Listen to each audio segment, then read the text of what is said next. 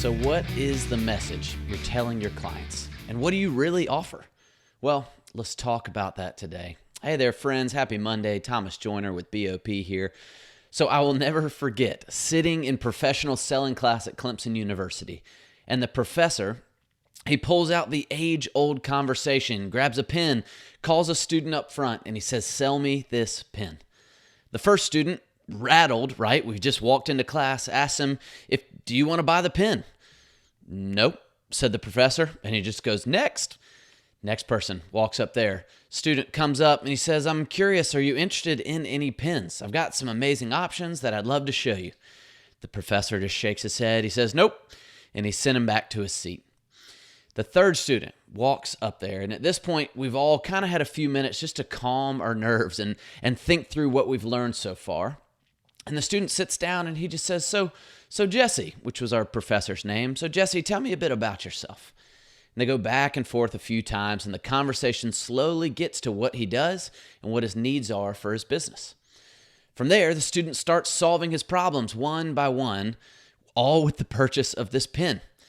And he went on talking about it. It took us 3 years to develop the way it fits in your hand and the slow release of the ink so that there's never too much or never too little. And he talked about how when you click it to get, the point to come out, it's quiet. Not like other ballpoint pens that you can hear from down the hall. And then finally he finished by just saying, "It just looks like an amazing pen and it's amazingly reliable."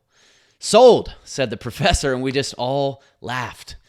Because you see, selling almost never starts with the object, with a thing, a widget, a service. No, it starts with understanding a problem and then finding a solution and a way to relate that to your client.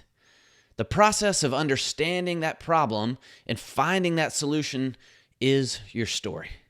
People always want to buy a story.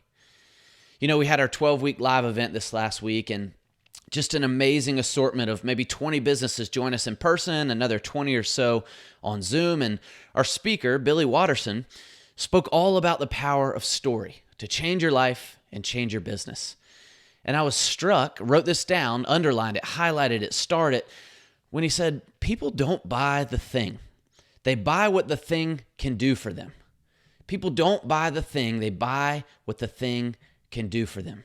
Man, that is so true. People, they don't really care how great your thing is or how great your service is until they know what it can do for them.